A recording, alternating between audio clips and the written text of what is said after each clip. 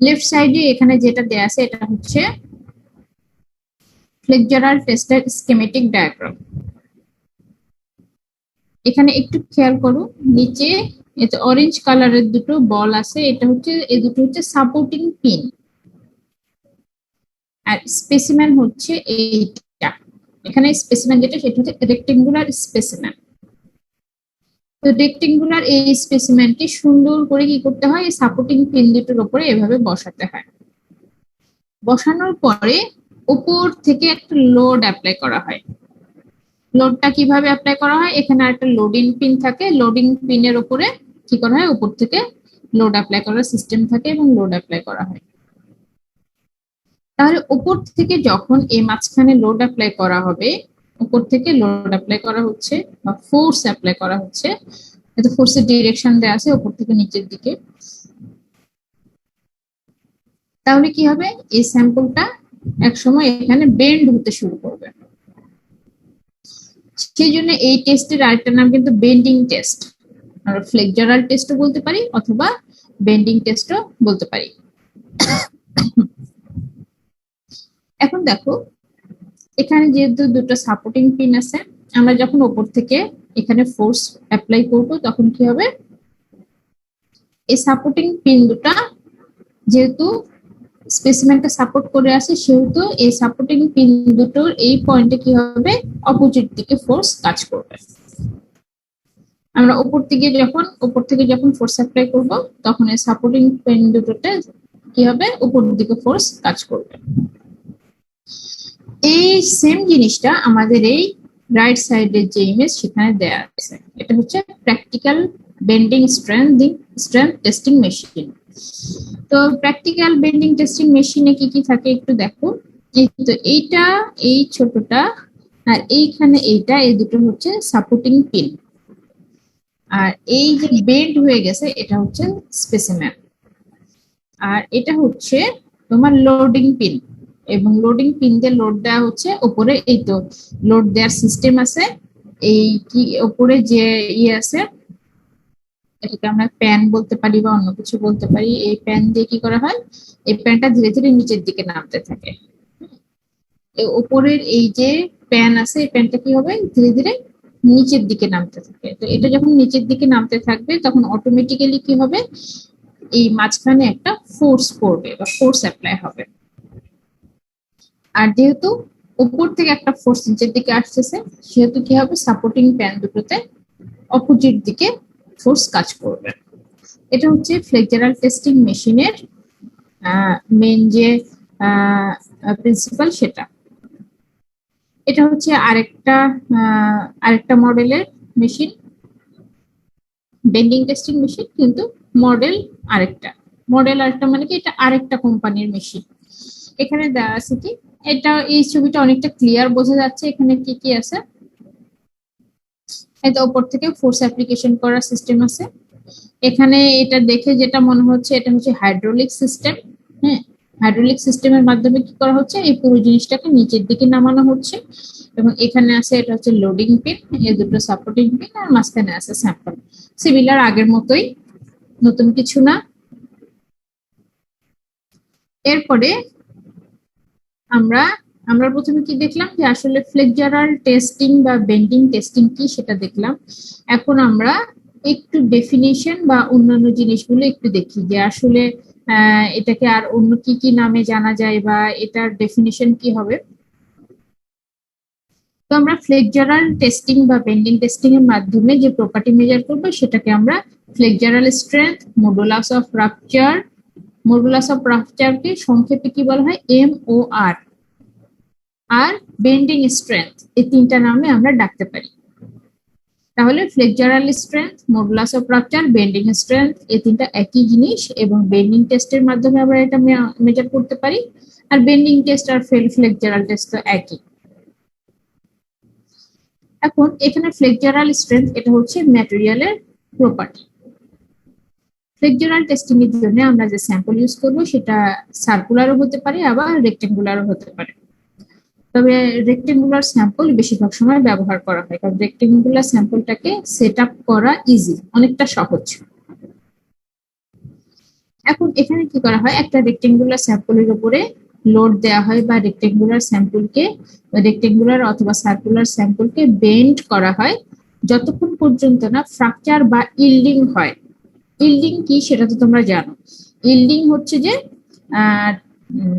ডিফরমেশনের একটা transition point, মানে যে পয়েন্টে তোমার ইলাস্টিক ডিফরমেশন থেকে প্লাস্টিক ডিফরমেশন স্টার্ট হয় সেই পয়েন্টকে আমরা বলবো কি ইল্ডিং পয়েন্ট। মানে যে পয়েন্টে প্লাস্টিক ডিফরমেশন স্টার্ট হবে সেটা হচ্ছে yielding point.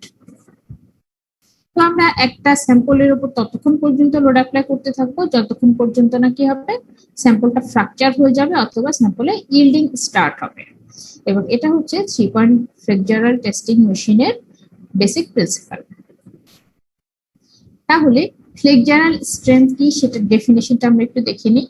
Flexural strength is defined as the stress in a material just before it yields in a flexural test. আমরা যখন ফ্লেক্সারাল টেস্ট করব তখন ম্যাটেরিয়ালের উপর কি অ্যাপ্লাই করব, উপর থেকে ফোর্স অ্যাপ্লাই করব, এবং ইল্ডিং এর জাস্ট আগ মোমেন্টে ম্যাটেরিয়ালের মধ্যে যে পরিমাণ স্ট্রেস থাকবে সেটাই হচ্ছে ফ্লেক্সারাল স্ট্রেংথ। আর ফ্লেক্সারাল স্ট্রেংথ হচ্ছে আলটিমেটলি যে materials ability to resist failure under bending force. আমরা যখন বেন্ডিং ফোর্স অ্যাপ্লাই করব তখন কি হবে, ম্যাটেরিয়াল কতটুকু এই বেন্ডিং ফোর্সটাকে রেজিস্ট করতে পারতেছে, বা বেন্ডিং ফোর্স যখন অ্যাপ্লাই করব তখন ম্যাটেরিয়াল তার ফেলিওরকে কতটুকু রেজিস্ট করতে পারবে সেটা হচ্ছে ফ্লেক্সারাল স্ট্রেংথ। আচ্ছা, এখানে দেয়া আছে হচ্ছে 3 point bending testing machine. 3 point বলতে বোঝাচ্ছে যে লোডটা কাজ করবে 3টা পয়েন্টে, এই একটা পয়েন্ট, এই একটা পয়েন্ট, এই একটা পয়েন্ট। এটা হচ্ছে সাপোর্টিং পিন আর উপরে এটা হচ্ছে লোডিং পিন। এখানে এই সাপোর্টিং পিন দুটোর মধ্যবর্তী যে ডিস্টেন্স এল সেটা হচ্ছে ইম্পর্টেন্ট ব্যাপার। আরো ইম্পর্টেন্ট ফ্যাক্টর কি কি, যে আমি উপর থেকে ফোর্স যেটা অ্যাপ্লাই করছি সেটা, এখানে ডি হচ্ছে কি, যে ডি হচ্ছে থিকনেস, স্যাম্পলের থিকনেস কতটুকু এবং স্যাম্পলের উইডথ কতটুকু। হ্যাঁ, এই দুটো হচ্ছে ইম্পর্টেন্ট ফ্যাক্টর। এই এই এই ফ্যাক্টর বা এই প্যারামিটার গুলো ইউজ করে আমরা কি বের করব, ফ্লেক্সারাল স্ট্রেংথ বের করব। তাহলে এটা হচ্ছে একটা রেক্টেঙ্গুলার স্যাম্পল। রেক্টেঙ্গুলার স্যাম্পলে যদি আমরা 3 পয়েন্ট বেন্ডিং টেস্ট করি তাহলে আমরা বেন্ডিং স্ট্রেংথটাকে বের করব এই ইকুয়েশনের মাধ্যমে, sigma equal 3FL divided by 2BD square. এখানে F is the load at the fracture point, F is the load, L is the length of the support pan, মানে দুটো সাপোর্ট প্যানের মধ্যবর্তী যে ডিসটেন্স সেটা হচ্ছে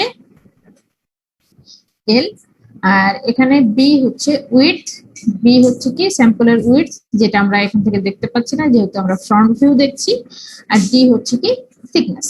তাহলে এই যে প্রত্যেকটা প্যারামিটারকে যখন আমরা এই ইকুয়েশনের মধ্যে বসিয়ে দেবো তখন আমরা সিগমা পাবো, আর সিগমাই হচ্ছে আমাদের বেন্ডিং স্ট্রেংথ। এরপরে আমরা একটু 4 পয়েন্ট বেন্ডিং টেস্টের দিকে যাই।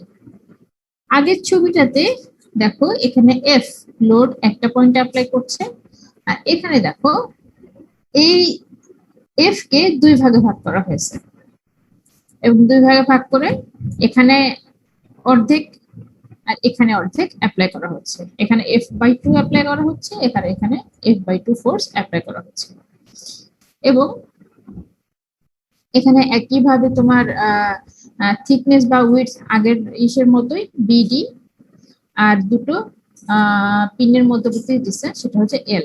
তাহলে এরকম 4 পয়েন্ট বেন্ডিং স্ট্রেংথ টেস্টের ক্ষেত্রে এখানে কি করা হবে, সিগমা ইকুয়াল FL/BD স্কয়ার এই ইকুয়েশনটা ইউজ করা হবে। এখানে প্রত্যেকটা জিনিস কি সেটা আমরা আগের পেজের যে সমীকরণ সেটা দেখে আমরা বুঝতে পারছি, তাহলে নতুন করে বলার আর কিছুই নাই।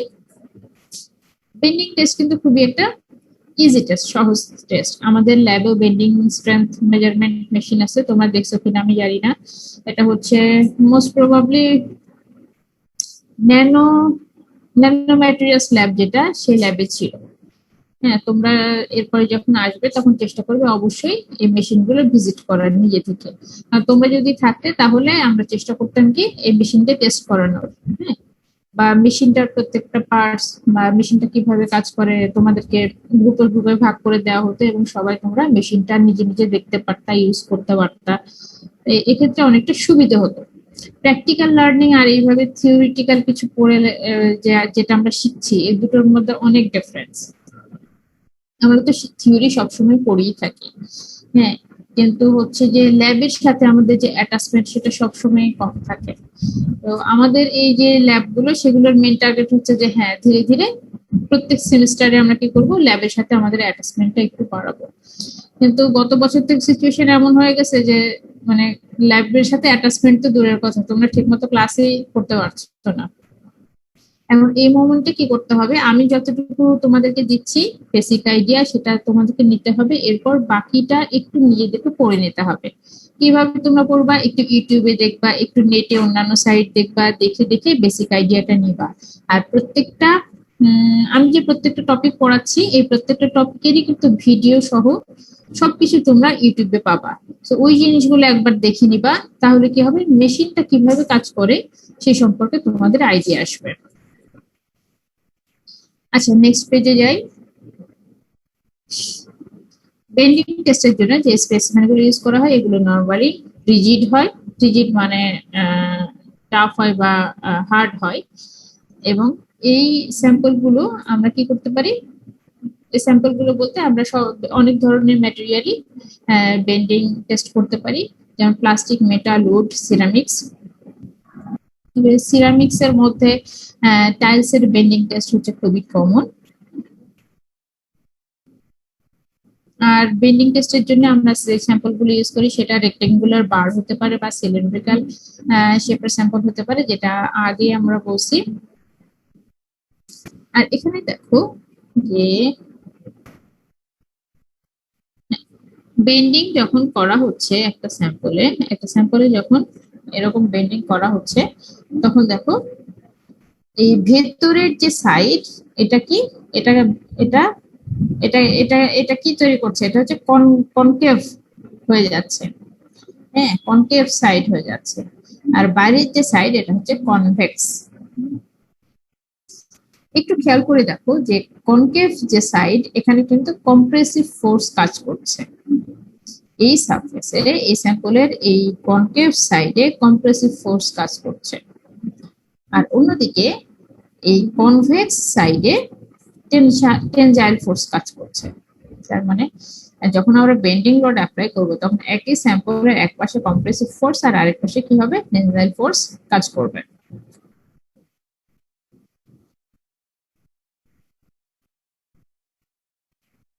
আচ্ছা, তোমাদের জন্য মোটামুটি এতটুকুই ছিল।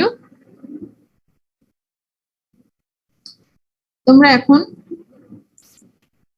যে কাজ করবা সেটা হচ্ছে বেসিক আইডিয়া তো আমি দিয়ে দিলাম, তোমরা বাকিটা একটু ইউটিউব থেকে বা অন্যান্য সাইট থেকে দেখে নিয়ে তোমাদের আইডিয়াটা জেনারেট করবা। আর এরপরে এটার উপরে ওভারঅল একটা রিপোর্ট দিবা, যেখানে তোমার বেন্ডিং টেস্টিং কি, বেন্ডিং স্ট্রেংথ কি, বেন্ডিং টেস্টিং এর প্রিন্সিপাল, তারপরে আর কি থাকবে, স্যাম্পলিং মানে স্যাম্পল কিভাবে তৈরি করতে হয়, স্যাম্পলের ম্যাটেরিয়াল অনুযায়ী তোমার, ম্যাটেরিয়াল বলতে ধরো সিরামিক ম্যাটেরিয়াল যদি হয় তাহলে স্যাম্পলের সাইজ শেপ কিরকম হবে। অন্যদিকে যদি আমরা অন্য অন্য কোনো ম্যাটেরিয়াল ইউজ করি, যদি কম্পোজিট বা অন্য কোনো ম্যাটেরিয়াল ইউজ করি তাহলে তোমার স্যাম্পলের সাইজ শেপ ভ্যারি করবে কিনা, বা material to material sampling vary করবে কিনা, এই জিনিসগুলো তোমরা রিপোর্টের মধ্যে ইনক্লুড করবা। ঠিক আছে, বোঝা গেছে? তাহলে এটা এটা দিয়ে তোমাদের মোটামুটি কয়টা টেস্টিং হবে, 4টা টেস্টিং দেখানো হবে। আর তোমাদের এখন এটা কত উইক চলে?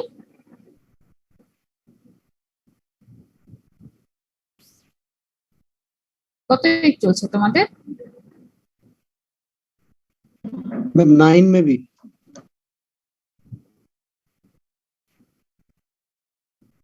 গত সপ্তাহে তোমাদের 8 ছিল না?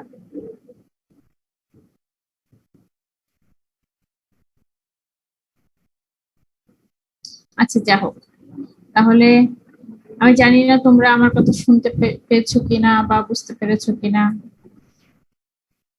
কারণ আমি যখন জিজ্ঞেস করছি একটা কথা, তোমরা অনেকক্ষণ পরে একজন অ্যান্সার দিচ্ছ এবং তোমরা অ্যান্সার দিতে অনেক সময় নিচ্ছ। আচ্ছা, তোমরা কি ইসের ক্লাসটা করতে চাও এখন? কালকের হাফ টার্ম ক্লাসটা করতে চাও? তাহলে আমি এখন পড়িয়ে যেতে পারি। ওখানে তো মেইন জিনিস আছে একটা ফেস ডায়াগ্রাম।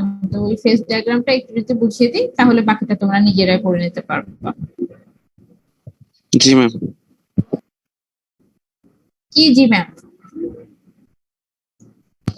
ম্যাম পড়বো কালকের ক্লাসটা, কালকেটা তো শেষ করতে পারেননি। হ্যাঁ, কালকে তো শেষ করা যায়নি নেটওয়ার্কের প্রবলেমের কারণে। আচ্ছা, না বাকিরা আর করবে কিনা? এখন তোমাদের আছে মোটামুটি কতজন? 39 জনের মতো। এর চাইতে বেশি মনে হয় অ্যাটেন্ড করে না, না ক্লাসে? ম্যাম এখন ফেসবুক আর মেসেঞ্জার ডাউন তো ম্যাম, তো ওভারঅল নেটে আসতে সবারই প্রবলেম হচ্ছে, খুব স্লো হয়ে গেছে সবার সবকিছু। কিন্তু জুম তো চলছে, মানে আজকে চলছে আমার যেটা মনে হচ্ছে, গতকাল প্রবলেম ছিল, হ্যাঁ ম্যাম। মাঝে মধ্যে আপ ডাউন করছিল। আচ্ছা ঠিক আছে, আমি হচ্ছে যে ওই ক্লাসটা এখন শেষ করতে চাচ্ছি। হ্যাঁ, কালকে ক্লাসটা শেষ করে ফেলি, আমার মনে হয় সেটাই ভালো হবে। ম্যাম, বলো।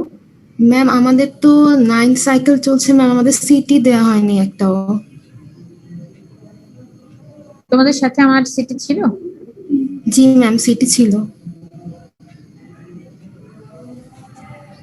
হ্যাঁ, তো সিটির ব্যাপারে কি জন্য একটা কথা হলো না গতদিন?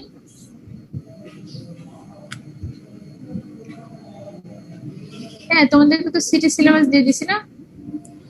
না ম্যাম। তোমাদের ফিজিক্যাল মেটালজি প্রথম চ্যাপ্টার যেটা শেষ হয়ে গেল সেটাই তো সিটি সিলেবাস হিসেবে দিলাম আমি। ম্যাম কেস হার্ডেনিং পুরোটা? হ্যাঁ, আর মোহিতকে তো তখন এটাও বললাম যে তোমরা দেখে নিও, দেখে হচ্ছে যে আমাকে জানিও যে এইটা মানে মহিবের সাথে পার্সোনালি কথা হয়েছে নাকি, সেটাই মনে হচ্ছে। আমি মনে হয় এরকম বললাম যে ওই চ্যাপ্টার পুরোটা আমি দিচ্ছি, কিন্তু চ্যাপ্টারের সাইজ বড় হয়ে যায়, তোমরা একটু দেখে নিও, দেখে তারপর আমাকে জানাও, যদি প্রবলেম হয় তাহলে জানিও, তাহলে আমি কমিয়ে দেবো।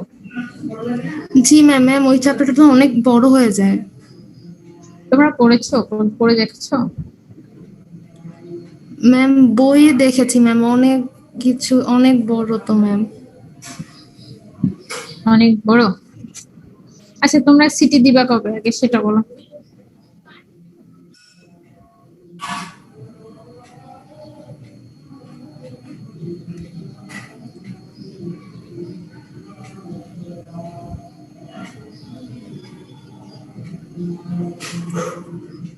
কবে সিটি দিবা তোমরা?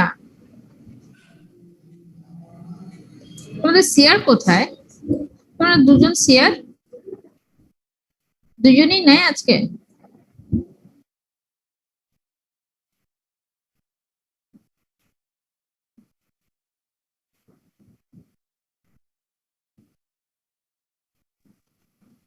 ম্যাম সিটির সিলেবাস মনে হয় কার্বোরাইজিং আর নাইট্রাইডিং দেওয়া হয়েছিল। তাই?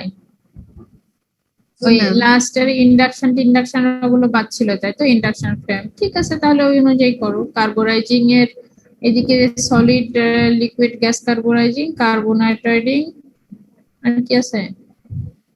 সায়ানাইডিং। আমার মনে হয় কার্বোরাইজিং করলে এনাফ সিটির জন্য। ঠিক আছে, পুরো কার্বোরাইজিংটা দেখে নিও তোমরা, তাহলে হবে। এখন সিটিটা কবে দিবা সেটা একটু বলো আমাকে। বলো। ম্যাম শুধু কার্বোরাইজিং তাহলে সিটি সিলেবাস? হ্যাঁ, সিটি সিলেবাস শুধু কার্বোরাইজিং। সিটি কবে দিবা সেটা বলো।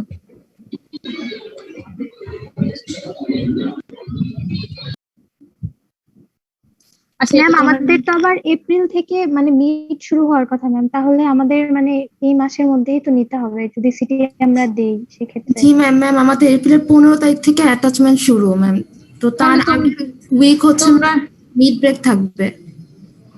তাহলে কি তোমাদেরকে নেক্সট উইক পাওয়া যাচ্ছে নাকি? জি ম্যাম, শুধু নেক্সট উইকটা ক্লাস হবে।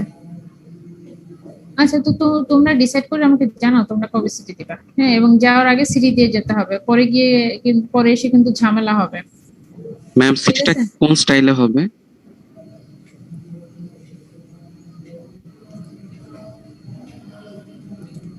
ইমেইলে নিব। তোমাদেরকে একটা কিংবা দুটো কোশ্চেন দেবো, 1 পেজে অ্যান্সার করবা, একটা করে ছবি উঠে পাঠিয়ে দিবা। মানে ম্যাম ডেসক্রিপটিভ টাইপের পরীক্ষা হবে? হুম। ম্যাম সিটি তো দুইটাই হবে তাই না ম্যাম? আচ্ছা, তোমরা আগে একটা সিটি দাও, পরে পরেরটা নিয়ে চিন্তা করো। হ্যাঁ, এখন আমি ক্লাসটা শুরু করি। হ্যাঁ, জি ম্যাম। তোমরা নিজেদের মধ্যে কথা বলে ডেট ফাইনাল করে আমাকে জানাও।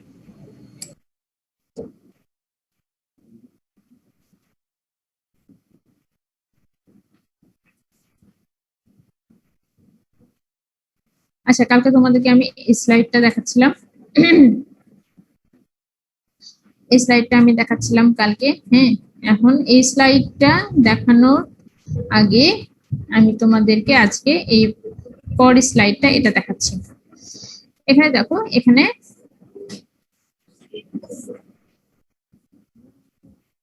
এখানে এদিকে কি আছে, জিঙ্কের পার্সেন্টেজ 0 থেকে 100% পর্যন্ত আছে। আর অন্যদিকে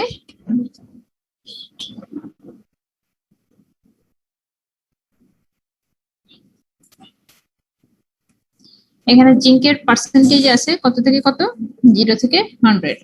আর আগে যে ছবিটা, এখানে কিন্তু জিঙ্কের পার্সেন্টেজ দেওয়া আছে 0 থেকে 50। হ্যাঁ,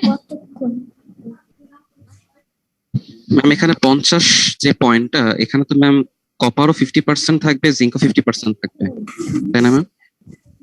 হ্যাঁ, কপার আর জিঙ্ক দুটো 50।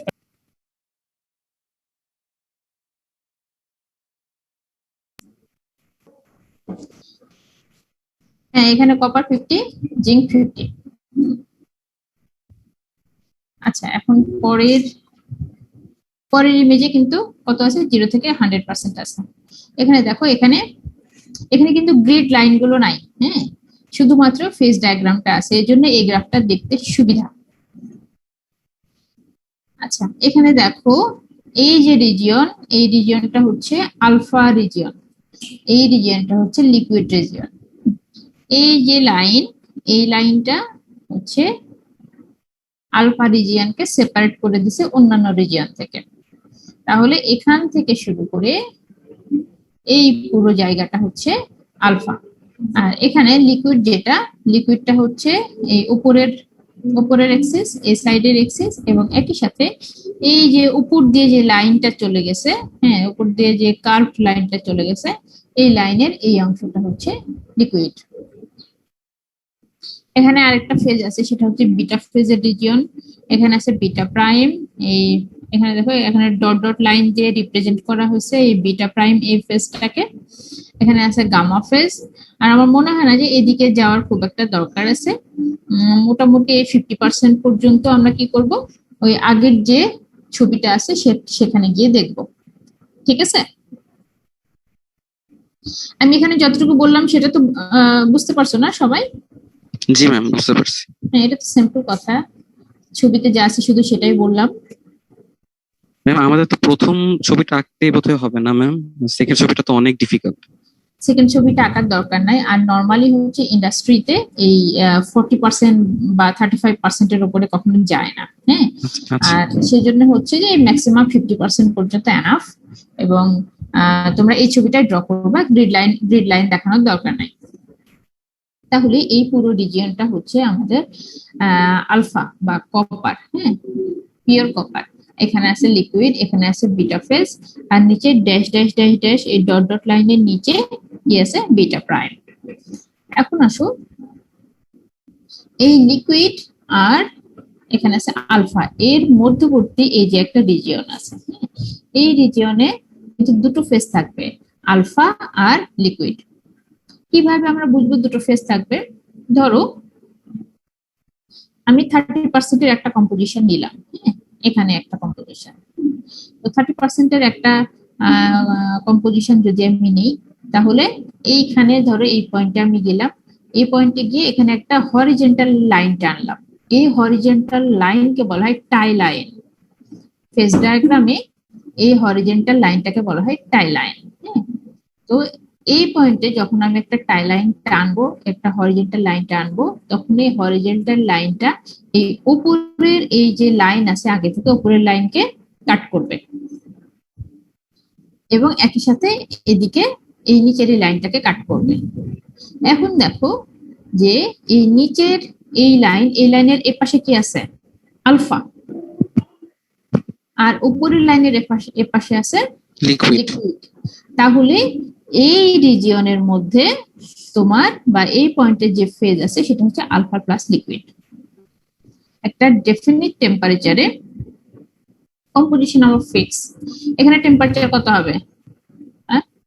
930 বা 40। হ্যাঁ, তো 930-এ আমার কম্পোজিশন ফিক্স, আর এখানে আমি টেম্পারেচার ফিক্স করলাম 930। 930-এ একটা স্ট্রেট লাইন যদি আমি সোজা টানি, বা স্ট্রেট লাইন যদি আমি এখানে টানি, এখানে যদি স্ট্রেট লাইন টানি, তাহলে কি হবে?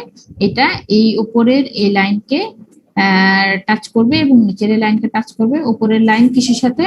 উপরের লাইনের এই পাশে কি ফেজ আছে? Liquid phase. হ্যাঁ, তার মানে এখানে যে ম্যাটেরিয়ালটা আছে এই টেম্পারেচারে তার মধ্যে এই লিকুইড ফেজটা থাকবে, এবং আমি যে টাই লাইনটা টানলাম সেটা এই নিচের এই লাইনটাকে টাচ করবে।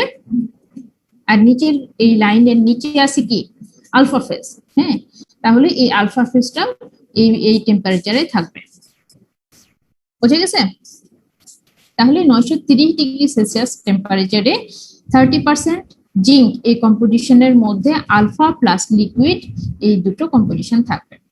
আমরা যদি এরকম একটা জায়গায় চিন্তা করি তাহলে কি থাকবে? শুধুমাত্র আলফা ফেজ। আমাদের তো চিন্তা করতে হচ্ছে না এখানে, তাই না? কারণ এটা হচ্ছে পুরোপুরি আলফা ফেজের মধ্যে। এরপরে আমরা যদি এখানে চিন্তা করি তাহলে তো আলফা ফেজ। হ্যাঁ, নিচের এদিকে সবই আলফা ফেজ, এখানে আলফা প্লাস লিকুইড, আর উপরে হচ্ছে যে লিকুইড ফেজ। এরপরে আসো এখানে দেখো এই টেম্পারেচারটা, এই যে এখানে আছে কি আলফা ফেজ। আলফা ফেজের মধ্যে এই টেম্পারেচারে এটা কত? 1600 কত হবে? এটা 1657। এখানে 1600 ধরো 57। 1657-তে এখানে যে জিঙ্কের পার্সেন্টেজ আছে, আলফার মধ্যে যে জিঙ্কের পার্সেন্টেজ আছে সেটা কত? নিচে চলে আসো, জিঙ্কের পার্সেন্টেজ কত? 32.5 বা 32। হ্যাঁ, অ্যাপ্রক্সিমেটলি। এরপরে টেম্পারেচার ধরো কমতেছে। টেম্পারেচার কমলে কি হচ্ছে? আলফার লাইনটা এদিকে আসতেছে, এবং জিঙ্কের পার্সেন্টেজ বাড়তেছে। এখানে ধরো কত? 850 ডিগ্রি সেলসিয়াস। হ্যাঁ, 850 ডিগ্রি সেলসিয়াসে জিঙ্কের পার্সেন্টেজ কত? এখানে 39 অ্যারাউন্ড। ম্যাম, এটা ফারেনহাইট হবে না? হ্যাঁ, এই পাশেরটা ফারেনহাইট, অ্যারাউন্ড হচ্ছে 35। আমি যদি এই পাশের টেম্পারেচারের কথা বলি তখন সেলসিয়াসে বলতে পারবো 470 ডিগ্রি সেলসিয়াস। হ্যাঁ, আর এই পাশেরটা যদি বলি তাহলে হচ্ছে যে তোমার ফারেনহাইটে বলতে পারবো। তো এটা যদি ধরো তোমার 850 বা 870 এরকম একটা রিজিয়ন হয়, তাহলে এই টেম্পারেচার জোনে এসে কি হবে? তোমার কত পার্সেন্ট থাকবে জিঙ্ক? 38 বা 39 এতটুকু। তাহলে কি হচ্ছে? আলফা ফেজের মধ্যে টেম্পারেচার কমার সাথে সাথে জিঙ্কের পার্সেন্টেজ বাড়ছে, বা জিঙ্কের সলিবিলিটি বেড়ে যাচ্ছে। এখানে যে বিটা ফেজ সেটার কথা আমি আগে বলছি। ধরো এই জায়গায় একটা কম্পোজিশন আমি নিচ্ছি। আচ্ছা, পরের ইমেজে গেলে মনে হয় ভালো করে বোঝা যাবে নাকি?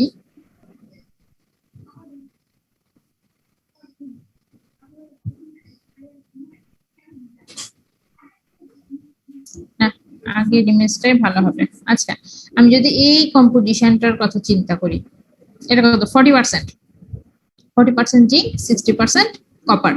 হ্যাঁ, এই ব্রাশের কথা যদি আমি চিন্তা করি তাহলে এই ব্রাশকে ধরো প্রথমে আমি কত ডিগ্রি সেলসিয়াসে হিট দিলাম। হ্যাঁ, হিট দিয়ে কত ডিগ্রি সেলসিয়াসে নিয়ে গেলাম? ধরো 1050 বা 1850 ফারেনহাইট। 1850 নিয়ে গেলাম, তো 1850 যখন থাকবে তখন এর মধ্যে কি ফেজ থাকবে? শুধুমাত্র লিকুইড ফেজ থাকবে।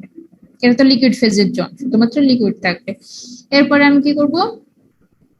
টেম্পারেচার কমাচ্ছি কমাচ্ছি কমাচ্ছি কমাচ্ছি কমাচ্ছি, টেম্পারেচার কমছে, টেম্পারেচার কমছে। তারপর এইখানে এসে কি হবে? এই লিকুইডটা কিসে কনভার্ট হবে? লিকুইডটা এটা দেখো মোটামুটি স্ট্রেট লাইনের মতোই।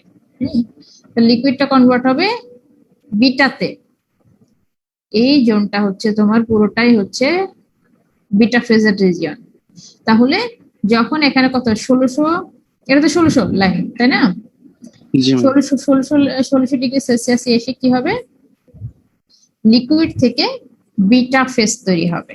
বিটা হচ্ছে সলিড ফেজ। হ্যাঁ, তো এরপরে আমরা কি করছি? ধরো আরো ঠান্ডা করছি, আরো ঠান্ডা করছি, আরো ঠান্ডা করছি। যখন এই লাইনটা ক্রস করবে তখন কি হবে? তখন কি হবে বলো তো? Alpha plus beta. হ্যাঁ, তখন আলফা প্লাস বিটা। তার মানে এখানে ছিল বিটা ফেজ, যখন এই লাইনটা ক্রস করবে তখনই কিছু পরিমাণ কপার প্রেসিপিটেট হবে।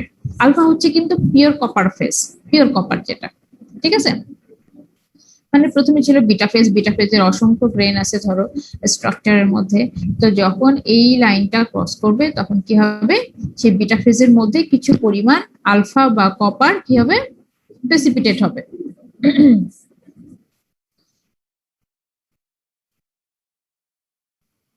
তার মানে কি বিটার মধ্যে বিটা ফেজের মধ্যে কিসের সলিবিলিটি কমবে? কপারের সলিবিলিটি কমবে, তাই কি না?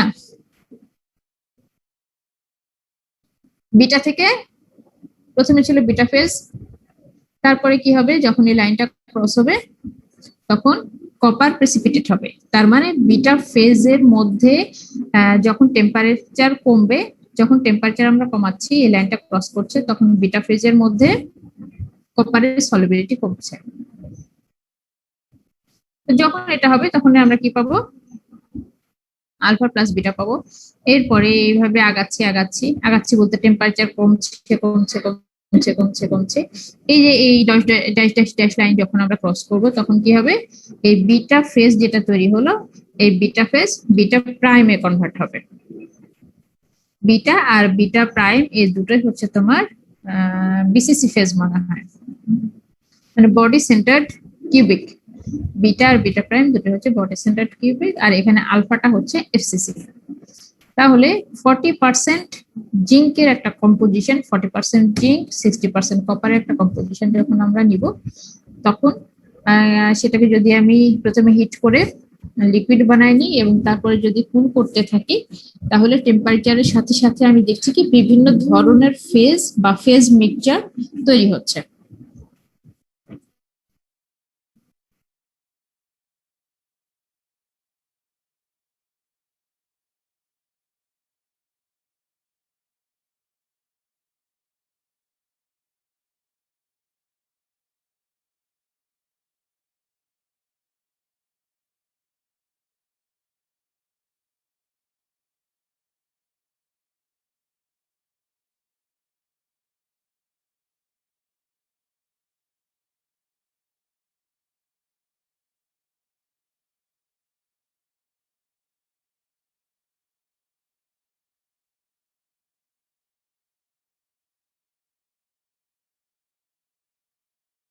টেবিল থেকে বলে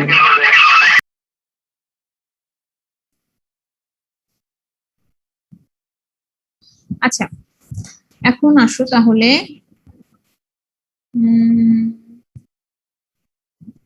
তাহলে এই ডায়াগ্রাম তো মোটামুটি বোঝা গেল নাকি? আচ্ছা, তোমরা যদি এই পজিশনে একটা কম্পোজিশন নাও তাহলে কি হবে? এটাকে যদি আমরা ধরো হিট করতে থাকি, ধরে নিই প্রথমে আমরা হিট করছি, হিট করতে থাকি ধরো 30% জিঙ্ক, হ্যাঁ নিলাম, তাহলে এটা alpha phase pure copper, alpha phase alpha phase alpha phase. যখন এই পয়েন্টে আসবে তখন কি হবে? আলফার মধ্যে একটু করে লিকুইড তৈরি হওয়া শুরু করবে। এরপরে কি হবে? আস্তে আস্তে আস্তে আস্তে লিকুইডের পরিমাণ বাড়বে এবং আলফার পরিমাণ বা সলিডের পরিমাণ কমবে, এবং এই এই পয়েন্ট যখন ক্রস করবে তখন আমরা পাবো লিকুইড। এই তো আসলে ফেজ ডায়াগ্রামটা এভাবে কাজ করে। আমার মনে হয় যে তোমরা অন্য কোর্সে হয়তো হালকা পাতলা আইডিয়া পেয়েছো ফেজ ডায়াগ্রামের ব্যাপারে। আচ্ছা, তাহলে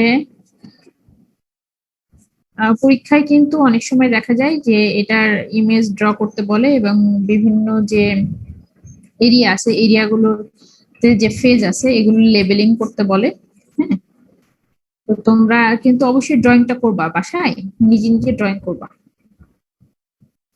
স্কেল দিয়ে করতে হবে তার কোনো মানে নাই, মোটামুটি মানে ফ্রি হ্যান্ডে ড্রয়িং করবা, মোটামুটি পার্সেন্টেজ যে বা টেম্পারেচার যেটা মোটামুটি হলেই চলবে, এক্সাক্ট যে হতে হবে তার কোনো মানে নাই। আচ্ছা, এখন আমরা আসি টাইপস অফ ব্রাশ। কি কি টাইপের ব্রাশ হতে পারে সেটা কিন্তু আমরা এই প্রথম পেজে দেখেছিলাম। তো প্রথমে আলফা ব্রাশের কথা বলি। আলফা ব্রাশের মধ্যে তোমার জিঙ্ক থাকবে কতটুকু, 0.36%, আর এর প্রপার্টি হচ্ছে good collision resistance and ওয়ার্কেবিলিটি।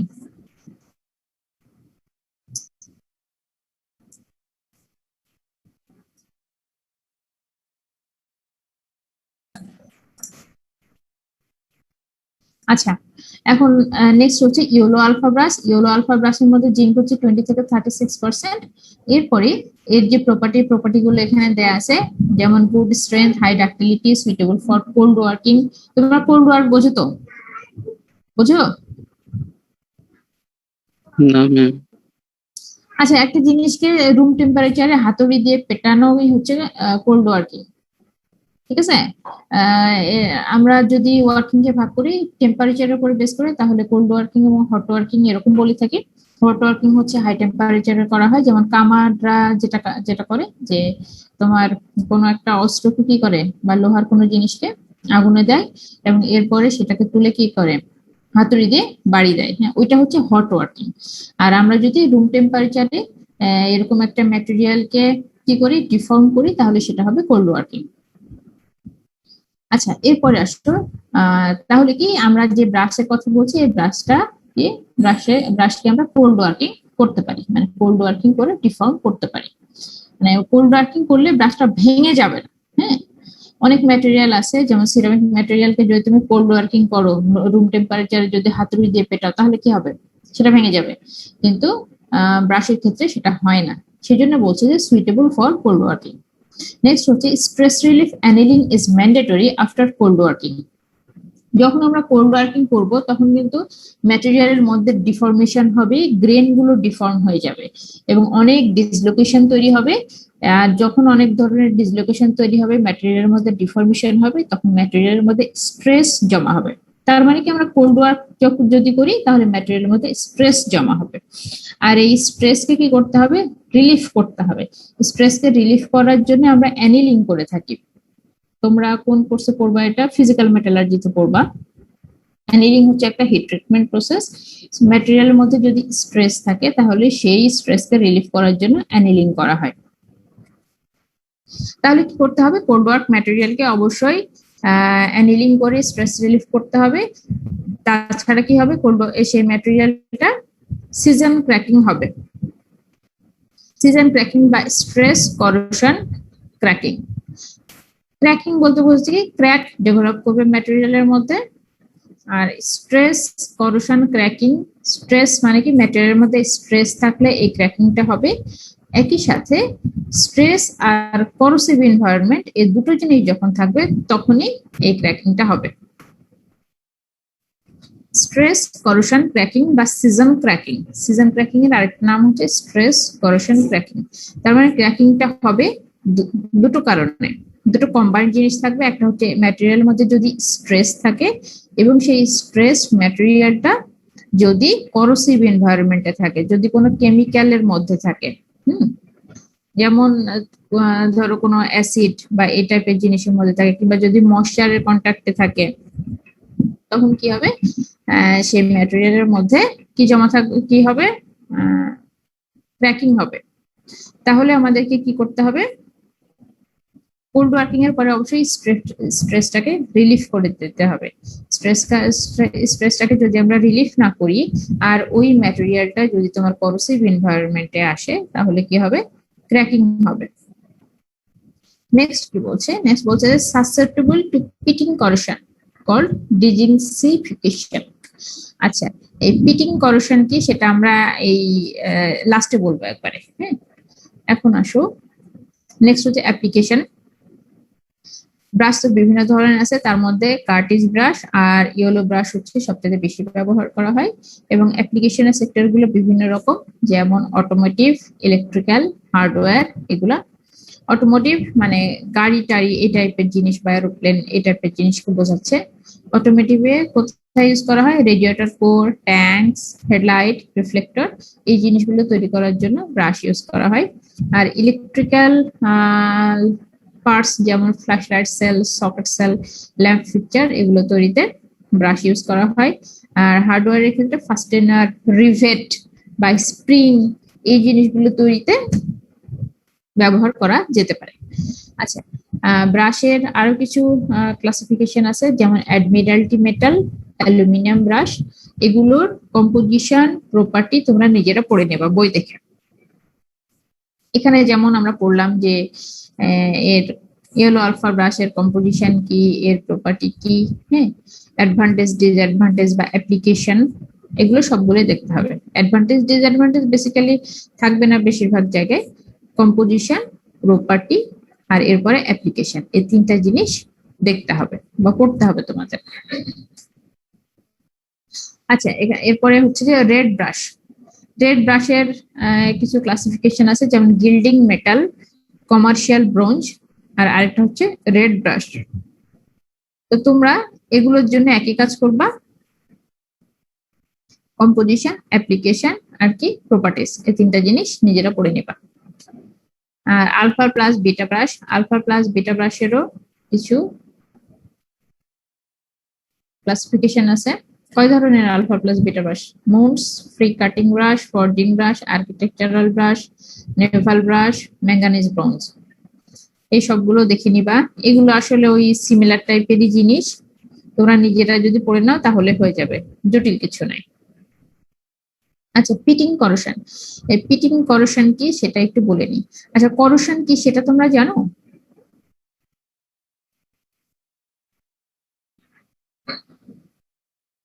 Erosion আর করোশনের মধ্যে পার্থক্য কি?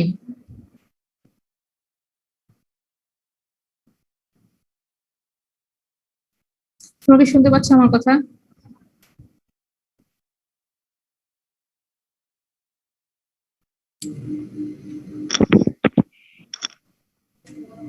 ম্যাম কোরোশন হচ্ছে কেমিক্যালি যেটা মানে হয়, আর ইরোশনটা ফিজিক্যাল। হ্যাঁ, করোশন হচ্ছে কেমিক্যাল অ্যাটাক আর এরোশন হচ্ছে ফিজিক্যাল Physical অ্যাটাক। attack। হ্যাঁ, তো তোমরা তো দুটোই হচ্ছে ম্যাটেরিয়ালের ক্ষয়। হ্যাঁ, সো ফিজিক্যাল অ্যাটাকের মাধ্যমে হতে পারে বা কেমিক্যাল অ্যাটাকের মাধ্যমে হতে পারে। তো পিটিং করোশন কি? পিটিং হচ্ছে তোমার একটা লোকালাইজড জায়গায় হোল তৈরি হবে। করোসিভ এনভায়রনমেন্টে কেমিক্যাল অ্যাটাকের জন্য যখন কোনো লোকালাইজড জায়গায় হোল তৈরি হয় তখন এটাকে আমরা বলি পিটিং করোশন। তো যখন আমরা ব্রাশকে সি ওয়াটারের কন্ট্যাক্টে রাখবো, যে সি ওয়াটারে অক্সিজেন এবং কার্বন ডাইঅক্সাইডের পরিমাণ বেশি থাকবে, সেইখানে পিটিং করোশনটা হওয়ার পসিবিলিটি আছে। কারণ ব্রাশকে যদি সি ওয়াটারে রাখি তাহলে সেখানে পিটিং করোশন হতে পারে।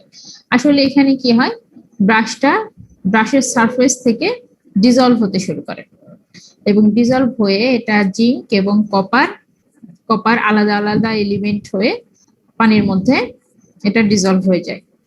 এরপরে কি হয়, কিছু পরিমাণ কপার আবার ওই ম্যাটেরিয়ালের উপরে, ওই ব্রাশের উপরে ডিপোজিট হয়। আর কপার যখন ডিপোজিট হবে তখন এটা পোরাস কপার হিসেবে ডিপোজিট হবে, ডেন্সলি ডিপোজিট হবে না। তো সেই জন্য কি হবে, আলটিমেটলি তোমার ওভারঅল ব্রাশের যে ক্রস সেকশন সেটা কমে যাবে। এবং যেহেতু ডিপোজিশন যেটা তৈরি হচ্ছে সেই ডিপোজিশনটা পোরাস, সেহেতু এখানে আলটিমেটলি একসময় হোল তৈরি হবে বা লিকেজ তৈরি হবে। তো এই ঘটনাটাকে বলছি কি পিটিং করোশন। পিটিং করোশন তাহলে আলটিমেটলি কি, যে এটা হচ্ছে লোকালাইজড একটা জায়গায় কেমিক্যাল অ্যাটাকের মাধ্যমে যদি হোল তৈরি হয় বা লিকেজ তৈরি হয় তখন সেটাকে আমরা বলবো পিটিং করোশন। আর এটা নর্মালি দেখা যায় যখন ম্যাটেরিয়াল সি ওয়াটারে কন্ট্যাক্টে আসে। আর সেই সি ওয়াটারে যদি অক্সিজেন এবং কার্বন মনোক্সাইডের কনসেন্ট্রেশন বেশি থাকে। আচ্ছা, তোমাদের জন্য তাহলে এতটুকুই। হ্যাঁ, আমি বলছি এতটুকু, কিন্তু এখানে একটা ফ্যাক্টর আছে, সেটা হচ্ছে এই কম্পোজিশন গুলো মনে রাখা কিন্তু টাফ। হ্যাঁ, ধরো এই alpha brass, admiralty metal, aluminium brass এ পর্যন্ত ধরো তোমাদের কাছে খুব একটা টাফ মনে হবে না, তোমরা হয়তো সহজে মনে করতে পারবে। কিন্তু এরপরে যখন এই রেড ব্রাশের এই ক্লাসিফিকেশন, আলফা প্লাস বিটা ব্রাশের ক্লাসিফিকেশন এবং এদের কম্পোজিশন গুলো পড়বা, কম্পোজিশন অ্যাপ্লিকেশন, তখন কিন্তু মনে হবে যে হ্যাঁ আসলে মানে কোনটার কম্পোজিশন কোনটা বা কোনটার অ্যাপ্লিকেশন কোনটা মিক্স আপ হয়ে যায়। সুতরাং এগুলো একটু দেখে দেখে পড়তে হবে, একটু টেকনিক খাটায় মনে রাখতে হবে। হ্যাঁ, নামের সাথে মিলায় তোমাকে জিনিসগুলো মনে রাখতে হবে, প্রপার্টি প্লাস কম্পোজিশন সবকিছু। তাহলে আজকের মতো আমি এখানেই রাখছি, ঠিক আছে? আগামী দিন তোমরা কবে সিটি দিবা তোমরা আমাকে জানাও, কারণ মোহিত তো সেদিন আমার সাথে কথা বলছিল, সে বলছিল যে ম্যাডাম আমি জানাবো কবে আমরা সিটি দিতে চাই।